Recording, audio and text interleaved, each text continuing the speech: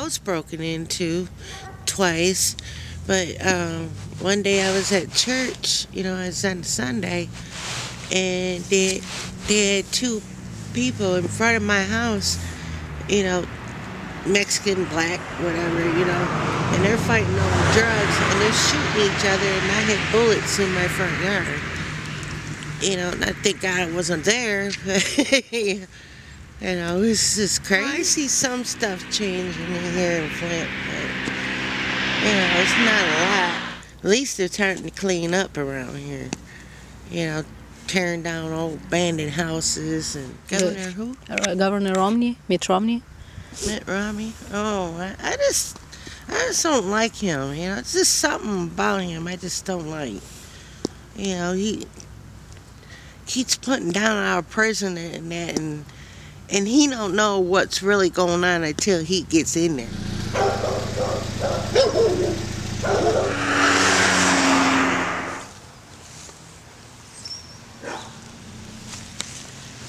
זה המטה של אובמה בפלינט. Ready today for the take back, get out the vote weekend, and making sure everyone's got the information on the different. These are for tomorrow. Today, for the volunteers, we have turf packets where they go door to door and knock with this literature for Obama and Debbie Stabenow. Proposition 2, amending the state constitution to protect collective bargaining, other workers' benefits rights, to ensure that companies and employers can't, you know, fire or harm our working class. And it gives workers the voice that they need when it comes to being able to negotiate for the things that they need in their workplace, working conditions, and their salary and whatnot. You know, right now we're under emergency manager. A lot of them have closed. We don't have anywhere near as much as we used to. They made a lot of cuts. My mom retired from GM, and she had to take an early buyout and almost lost her pension by taking the early buyout because they were just going to fire them.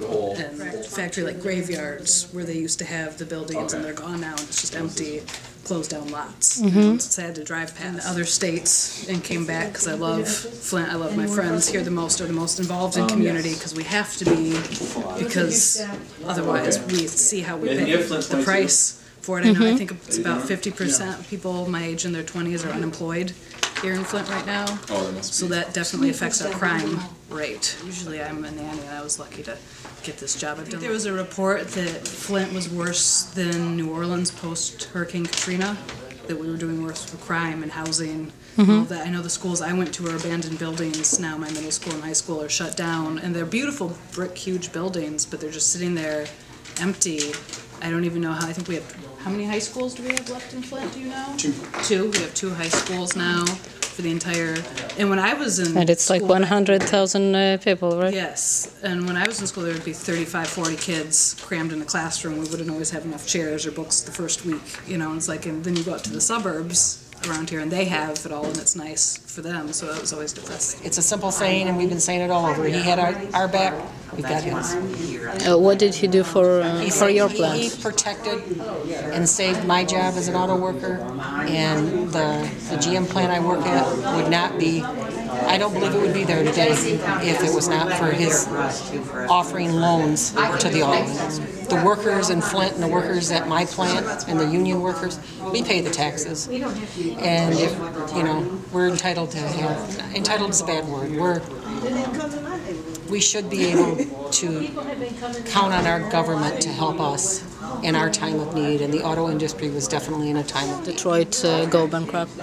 I believe that that's indeed what Mitch Romney and his friends would like, because it would lower our wages, it would get rid of unions, and it would totally change the way of life for workers, not only in Flint, Michigan, but in this country. Any sentiments for Mitt Romney because his father used to be governor of this state? None whatsoever. Did you come here from Texas?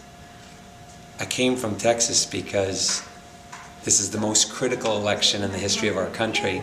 It's neck and neck Michigan may turn out to be the state that wins this election. I was in Texas and heard on the radio that my home state was the dead heat.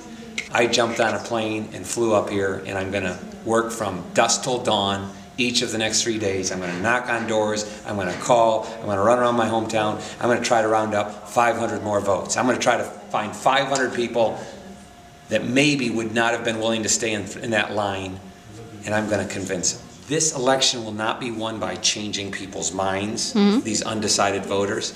It's going to be done by who can motivate their side to go stand in those lines and hang in there and make their vote. My whole education was paid for by General Motors. So I went to Harvard, they paid for all my undergraduate, they paid for all my graduate school, 2 master's degrees from Harvard. I went to General Motors Institute here in town.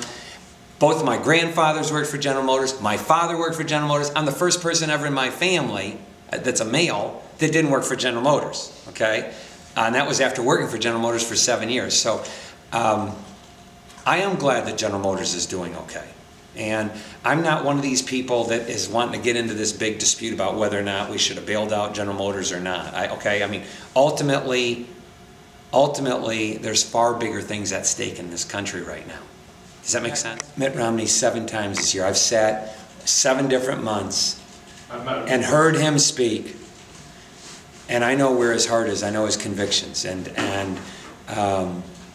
it is true he has a lot of money. We can't change that. He's been a ridiculously successful businessman, and you know, I'd much rather have somebody in the presidency who's been ridiculously successful. This guy's had the Midas touch. I mean, he has had everything he's ever done has been successful. Everything. I mean, right from, you know, running companies, running portfolios of companies, the state of Massachusetts, the Olympics, has never run anything. He's never had even any employees. He's never a community organizer, a very good community organizer. But that's not the same as running the most powerful country in the world. If there's anything wrong with the system, right now we have a growing tendency on our coastlines towards this liberal side. They all have crazy debt. You got the center of the country, places like Texas, like where I'm from, that are completely the other way. Switching the system to popular vote, it doesn't make sense to you? Instead of this, like, winner takes it all. No, I mean, if you look in 2000, Gore won on the popular vote and President Bush won on the electoral vote. And back in this founding fathers of our country, they came up with this electoral college for a lot of good reasons. If it was just the popular vote, then guess what? All these candidates will be going to is New York and California and big cities, all the big metropolitan areas. But they have to represent the whole country by this electoral college system. Where were they at yesterday? Iowa, Dubuque, Iowa. They were both fighting it out in Dubuque, Iowa. Nobody in their right mind would ever want to go to Dubuque, Iowa. What do you think about the fact that George W. Bush, he's somewhere under the table pretty much in these elections, and you're coming from Texas? I never told you this, but I used to work. When I got out of Harvard Business School, I worked briefly as an investment banker, and George Bush owned the Texas Rangers. He was the general manager of the baseball team there. This is before he even became the governor. And I used to see him and meet with him every once. I know he supports Governor Romney. Everybody knows he does. But there's some mixed feelings in our country about George Bush.